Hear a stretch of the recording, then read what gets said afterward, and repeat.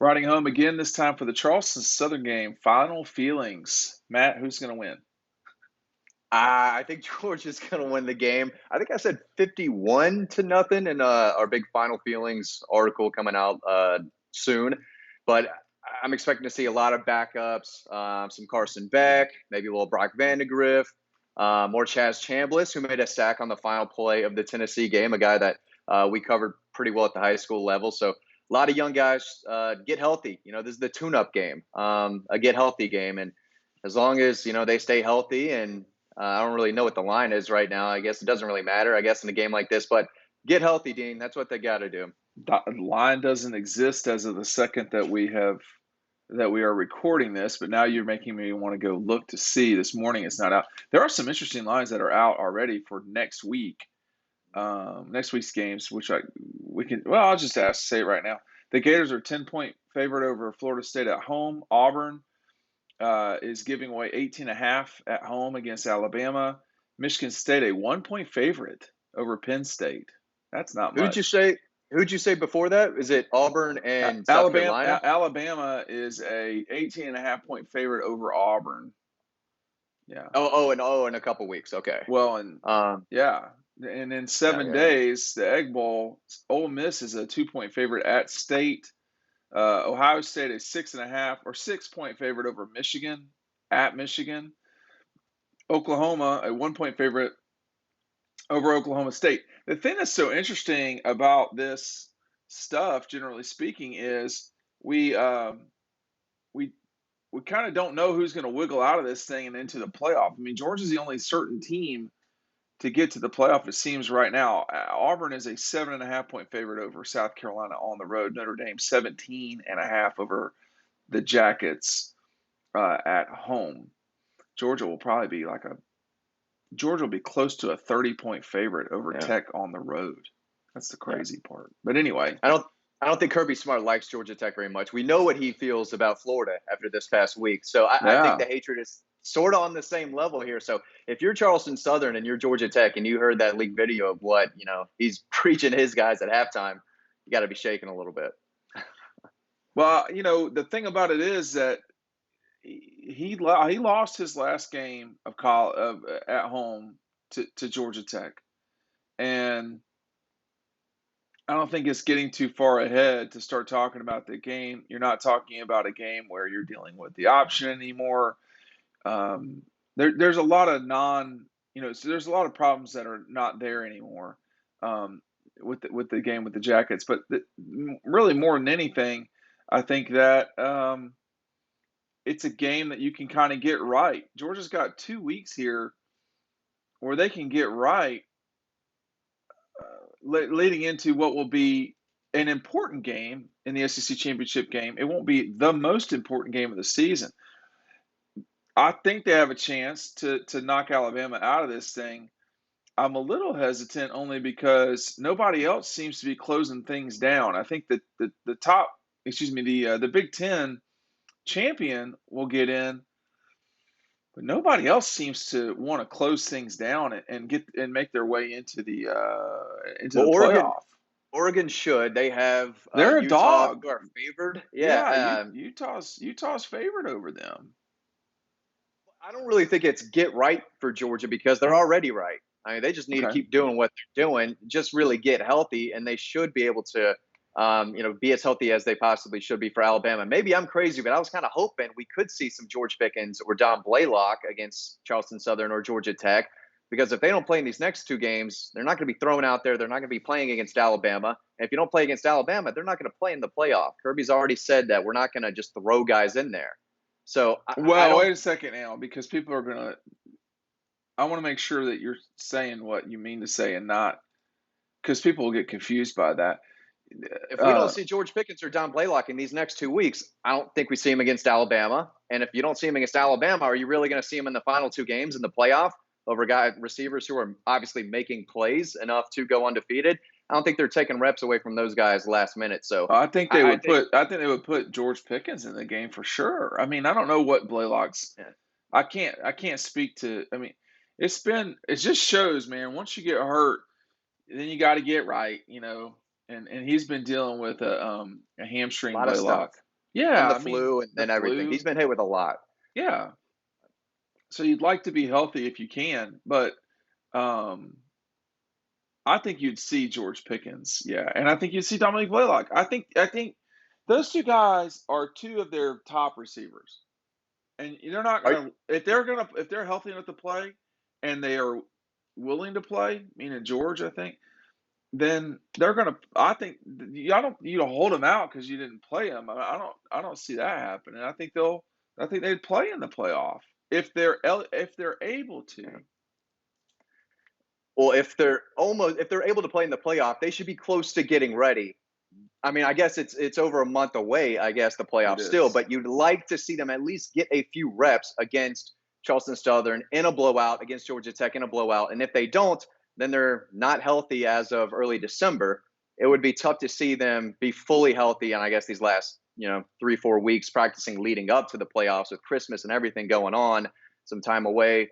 I don't. It would be nice to see them healthy enough to play in these final two games, but I'm not sure if they will. I'm not sure. I don't know that I expect either guy to play. Yeah. I my position on those two is that if they're available for the Alabama game, that they will play in the Alabama game. It just may be that it's limited, and I know that that's not really what you want, but you know we're at where we're at here, and this team is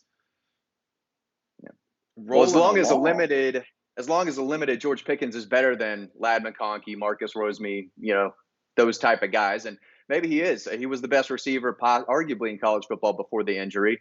But if he's not ready to play against Georgia Tech, it's hard for me to believe he's going to be ready to play a few days, 6, 7 days later against Alabama. But just something to talk about, Right. just something to Well, think that's a about. good question. I mean, and we can't. I don't know if part of me is that Kirby doesn't want to say, but part of it too, I think, is that they don't totally know for sure what's going to happen or what they think will happen, and that's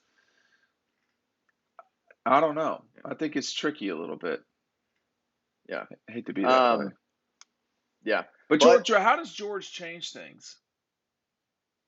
George, he makes them a good offense even better. He makes them even tougher to beat if you're another team. I mean, Georgia's still one of the most banged up teams in the country. The Yeah, healthier they get, the easier it is for them to beat an Alabama team that is fairly healthy already. Is Ohio State dealing with a ton of injuries? I mean, they seem to be at their healthiest right now. Georgia's not, and they're still the number one team in the country. So right. you would love to have George Pickens back, but they've been winning without him by 20, 30 points each week. Yeah, But we saw what he can do. We saw what Don Blaylock could do with touchdown catches as a freshman over Auburn, Florida, and Georgia Tech. I mean, meaningful games. He played a lot in his first year. So ideally, third year George Pickens and Don Blaylock would, you'd be looking at first round status. At least I was when I was looking at them as high school prospects. right. That was kind of my prediction for them. So you'd love to see him back, but I mean, it'd be tough to take reps away from guys like Lad McConkey and Jermaine Burton and so on, especially when they're playing two and sometimes three tight ends out there anyway. Brock Bowers needs to catch the ball. And I still feel like they would need to get Darnell the ball more often. When they throw it to Darnell, good things happen. And he's got 0 touchdowns in his career. I think he's a red zone weapon, still do. So there's a lot more this offense can do that I think we haven't really seen so far. Again, feels like half their touchdowns have been 1 and 2 yard touchdown runs at the goal line. We haven't seen, what this offense is kind of capable in the red zone yet when they want to throw the ball a little bit more. But just getting those guys back, I definitely think means a lot, especially when you're trying to win a national championship. You would love to have those guys against Ohio State Well, teams. but they'd be 6 weeks away from a Yeah, potential game yeah. against in the playoff. Let me see. Let me count. Let me actually count the weekends. I think you're right. Yeah, it's not quite 6 full weeks because they play on the 31st, but that's a month and a half, man. I mean, like that's a lot of time that you'd have the capability to get healthy, get right. I don't know. I mean, I I'm not a adding. doctor. You're what I'm now? not a doctor. I'm not a doctor. I don't know. I'm not a doctor. Maybe one day, but not right now. Not as it So, stands not this. right now. Not as it stands this Thursday.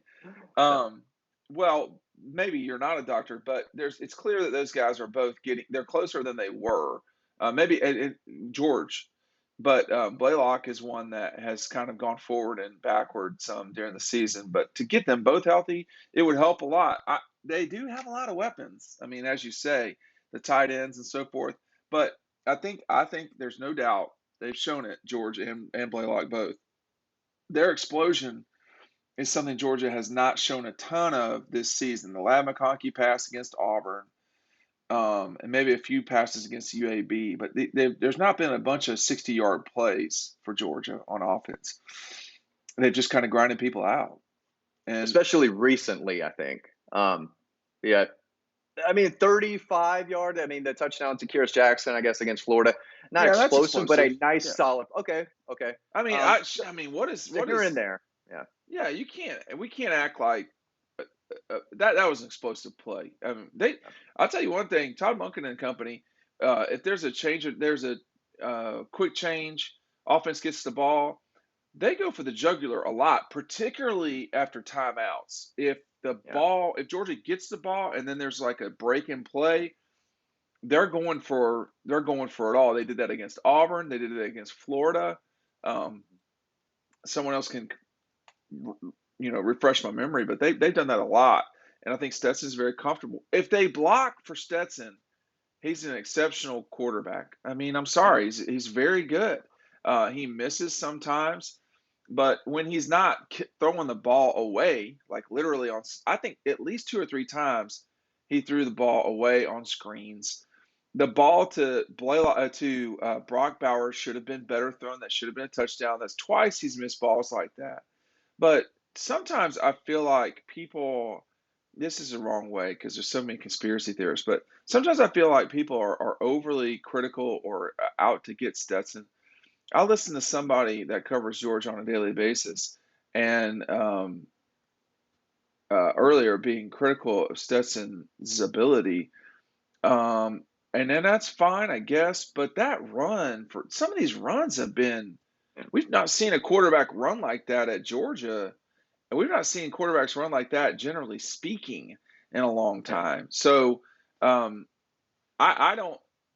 I think it's what it is. He's playing really well. He's their starting quarterback for now. If he gets hurt, that might change. If he doesn't play, that might change. But like acting like they are being held back by Stetson, I think the proof's in the pudding, and the reality is what it is.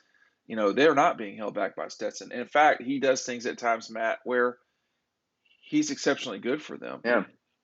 Yeah, there was a time where he was almost going to get sacked for a 12-yard loss, and he, flips the ball away to James Cook and really saves them 15 yards. It's an I didn't incomplete pass, but stuff I like didn't love that. I didn't love that play because I felt like he was going to make a mistake. But okay, Right. And I think 2 plays later, he throws it against, his body against the field, like some Brett Favre throw that you scream no, and then, he finds it. So he can kind of make plays that JT Daniels and, a lot of other quarterbacks in this league kind of can't, that right, people maybe forget about from time to time. But he is mobile. Dude can scoot. very. And they're probably do some more of those zone reads. I mean, he faked everyone else in the press box out on one of those and took off for a 12-yard run. It was around midfield, I think, late in the game. But their whole defense went for Zamir White. My eyes went to Zamir White, and then all of a sudden, Stetson's got 15 yards, something like that, and then slides down. So And you he, can't, yeah, the sliding is smart because I do feel yeah, like any quarterback is a fumble liability, because they just don't carry the ball all the time. But um, Aaron he, Murray got hit a lot. Stetson yeah, and isn't really Mike, getting popped, no, no, and Mike was done with that after 2010. Yeah, But Stetson's ability to run, you try to describe how he runs. He runs fast, but he doesn't look like he's fast. He's extremely quick. yeah, And a year ago against Arkansas, that 2-point conversion gave Georgia total momentum in that game. mhm, And the way he played against Auburn both times, he did not play great against Florida this past year. I think he played pretty well against Tennessee. I mean, honestly, and this is what we do. I mean, are, just because you dissect the quarterback's play doesn't mean. I mean, it's irrelevant to me who the quarterback is at Georgia, and I think folks in the media should chill out the pom pomming of it. Either way, I mean, if Stetson's the guy, he's the guy. It's what it is. Um, and they can win the national championship with either the guys who have started this season. I don't know if they can win it with Carson Beck at this point or not, just because he's not played as much. I would like to see Carson play this week. It wouldn't hurt Yeah. my feelings to see Brock play. Yeah. Well, I think Stetson, what he does best is, especially lately, is take care of the football. And if he takes care of the Yes. football, I don't see them losing any games. I mean, that's Well, really his biggest job. Don't turn the ball over. And if he turns it over, Matt, we're going to start seeing a change at quarterback, and because that's not the ball game that they want to play. yeah, it's the ball game they can't play if they want to win a national No. title. I mean, as good as the defense is, you still can't be turning the ball over, and he hasn't done a lot of that yet. But it would be nice to keep relying on those two running backs that they have. One game it's Zamir, one game it's James, and thankfully none of those guys have really dealt with any serious type of injury because they've complemented each other really, really well. And I know you've been waiting for a breakout game from James Cook. We kind of saw that against Tennessee. They're going to use him on mismatches left and right. As soon as that linebacker went to go cover him on the outside, it was ball game, and Stetson knew it, James knew it, everyone on that Georgia sideline knew it. I think we're going to be seeing a lot more of him, especially in the playoffs. But maybe a lot of Dejan Edwards on Saturday, and some Kenny McIntosh, and Yeah, but some other when you guys. think about it, yeah, Kenny's lightning in a bottle, man. He can really play. What I'm curious to see really more than the offense on Saturday is what is the defense going to do in the third quarter? Like everybody's going to be gone from the game, and that's their prerogative. Folks buy tickets; they can vote with their feet. Um, I want to see what we're going to see in the future with guys like Zion Logue. You mentioned Mikael earlier, Sherman. Mikael Yeah. Sherman, Chaz Chambliss, who uh, has made plays this season, and I'm not surprised because he can rush the passer.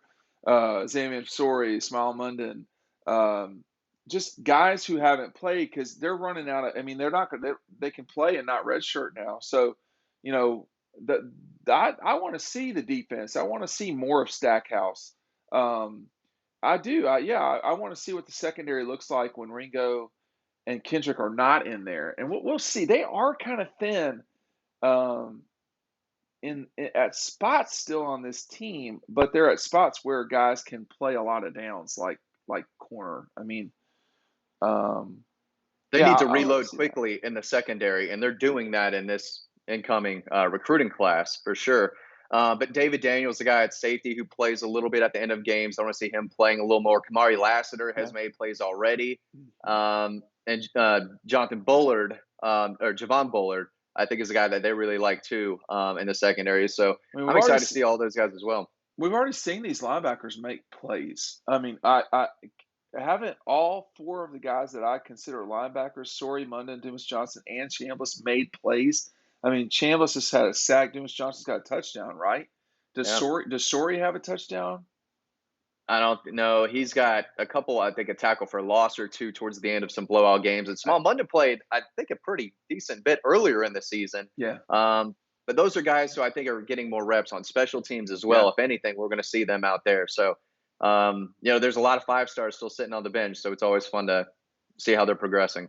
All right, this is the last game in Athens until they host whoever it is in week 2 of 2022, which I'm going to look up real quick.